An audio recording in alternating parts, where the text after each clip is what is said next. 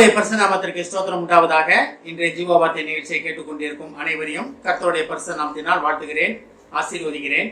இன்றைய தின தியானத்திற்கு தேவன் கொடுத்த வேத பகுதி, அது சகரியா தீர்க்கதரிசியில் இருந்த புஸ்தகம் 9ஆம் அதிகாரம் 12ஆம் வசனம். சகரியா 9:12. நம்பிக்கையுடைய சிறைகளே அரணுக்கு திரும்புங்கள், இரட்டிப்பான நன்மையை தருவேன், இன்றைக்கே தருவேன். இரட்டிப்பான நன்மையை இன்றைக்கே தருவதற்காக தேவன் உங்களை அழைக்கிறார், தருவேன் என்று உங்களுக்கு வாக்கு கொடுக்கிறார். நம்ம விசுவாசம் வைத்திருக்கிறோமா? தேவன் எனக்கு இரட்டிப்பான நன்மைகளை தருவார் அப்படின்னு விசுவாசம் வைத்திருக்கிறோமா? அதான் இந்த வசனம் எப்படி ஆரம்பிக்குது பாருங்க. நம்பிக்கை உடைய சிறைகளே. அப்ப சிறைப்பட்டவர்கள்னா ஒருவேளை அந்த காலத்துல இஸ்ரேல் மக்கள் பாபிலோனுக்கு சிறைப்பட்டு போனாங்க, எகிப்துக்கு சிறைப்பட்டு போனாங்க. அந்த இதை பத்தி இது சொல்லலை. இது புதிய ஏற்பாட்டின் சத்தியத்தின்படி பார்த்தோம்னா நம்பிக்கையுடைய சிறைகள் யாரு? நம்ம தான். நம்பிக்கை வைத்திருக்கிறோம் நம்ம. ஆனா பூமியில உலகத்தின் காரியங்கள்ல சிறைப்பட்டு கிடக்கிறவங்களா காணப்படுகிறோம் நம்ம. அப்ப உலகத்தின் காரியங்கள்ல சிறைப்பட்டு இருக்கிறோம். ஆனா உலகத்துக்குள்ளதான் வாழ்றோம், இந்த காரியங்களுக்குள்ளதான் நம்ம வாழ்ந்தாகணும். அப்ப சிறைப்பட்டு இருக்கிறோம். ஆனா நம்ம யார் மேல நம்பிக்கை வைத்திருக்கிறோம்? தேவன் மேல எங்களை விடுவிப்பார். அந்த காலத்துல அவங்க அப்படிதான் இருந்தாங்க.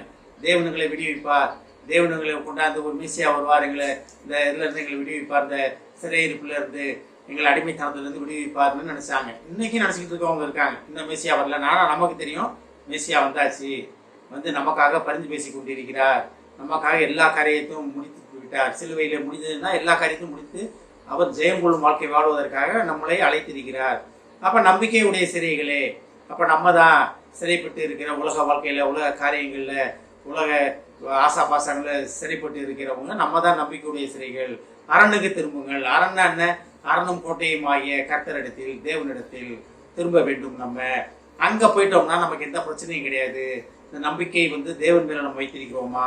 இல்ல உலகத்துக்குள்ளே நான் எப்படி நான் சாதிச்சு நான் வெளியே வந்துருவேன் அப்படின்னு விருப்போமா? இருக்கலாம். அது சுயநீதி, தேவநீதி கிடையாது. தேவனை தேடுவதுதான் தேவநீதி. நம்பிக்கை தேவன் மேல வச்சுக்கிட்டு நான் எல்லாம் சரி பண்ணிட்டு தேவன் வர வேணும்னா வரவே முடியாது, கடைசி வரைக்கும் வர முடியாது. இருக்கிற வண்ணமாகவே ஏற்றுக்கொள்கிற தேவனிடத்தில் நம்ம இருக்கிற வண்ணமாகவே தேவனிடத்தில் வர வேண்டும். அதான் அரணுக்கு திரும்புங்கள்.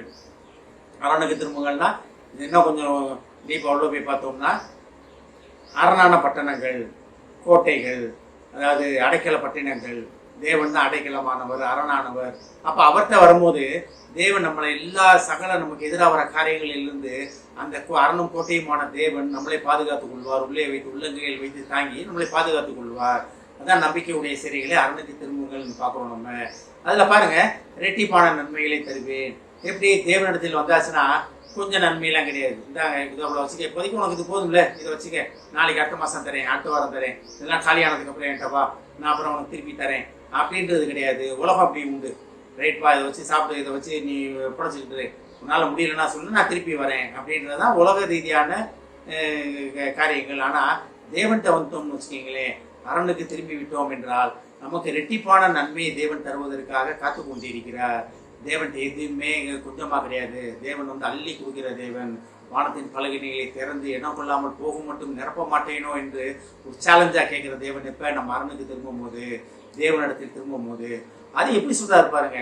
நம்பிக்கையுடைய சிறைகளே அரணுக்கு திரும்புங்கள், இரட்டிப்பான நன்மைகளை தருவேன். அது என்னைக்கு தருவாரா? இன்றைக்கே தருவேன். இன்றைய தினம், இந்த நொடி பொழுதுல தேவனே என்னை விடியும் ஆண்டவரே, நான் உங்கள்கிட்ட வரேன் அப்படின்னு மனப்பூர்வமாக நீங்க சொல்றீங்களா?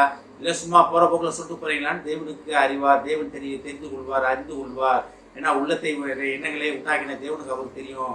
நம்ம மனப்பூர்வமா தேடுகிறோமா இல்ல சும்மா தேடுகிறோமா அப்படின்னு. உண்மையிலே மனப்பூர்வமாக தேவனே நான் உங்களிடத்தில் வருகிறேன்னு சொல்லும் போது இந்த காரியங்கள் எல்லாமே இன்றைக்கு இந்த நொடி பொழுதிலே நீங்க இந்த மன வருத்தத்துல, மன விருப்பத்துல, தேவனே நான் உங்கள்கிட்ட வரே ஆண்டவரே, போதும் ஆண்டவரே, இந்த வாழ்க்கையை போதும் ஆண்டவரே. ஆனா என் இறந்து போறதை பத்தி சொல்லல. புதிய வாழ்க்கை, புதிய கிருபை, புதிய நன்மையால் முடிசூட்டப்படுவதற்காக இன்றைக்கே தருவேன் என்று தேவன் உங்களுக்கு வாக்கு கொடுக்கிறார். நம்ம தேவன்கிட்ட வருவதற்கு நம்ம ரெடியா இருக்கோமா? நம்ம ஆண்டவரே, புது ஆண்டவரே, இந்த உலக ஆசபாசங்கள் புது ஆண்டவரே, நான் உமக்காக ஓடணும் ஆண்டவரே, உண்மையை அறிந்து கொண்ட வாழ்விலே நான் இருக்கணும் ஆண்டவரேன்னு வந்தோம்னா தேவன் இன்றைக்கே இரட்டிப்பான நன்மைகளை தருவதற்கு வல்லவராக இருக்கிறார். ஆமென். ஜெபிப்போம். எங்களை அதிகமான அன்பின் பரலோக பிதாவே, கர்த்தாவே, இரட்டிப்பான நன்மைகளை இன்றைக்கே தருவேன்.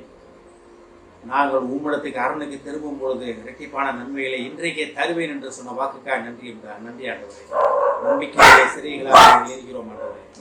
இன்றைக்கே நீரைகளை தந்தைகளை ஆசீர்வதிக்க நன்றி ஆண்டவரே. இதை கேட்டுக்கொண்டிருக்கும் ஒவ்வொரு குடும்பத்தையும் ஒரு கட்ட தெரியுறோமாப்பா. ஏஸ்தாப்னே இரட்டிப்பான நன்மையிலே குடும்பத்தில் உள்ளவர் பெற்றுக்கொள்ள உதேசம் ஆசீர்வதிக்கும். இயேசுவின் மூலமாக கேட்கிறேன் நல்ல பிதாவே. ஆமென். கர்த்தர் உங்களை ஆசீர்வதிப்பாராக.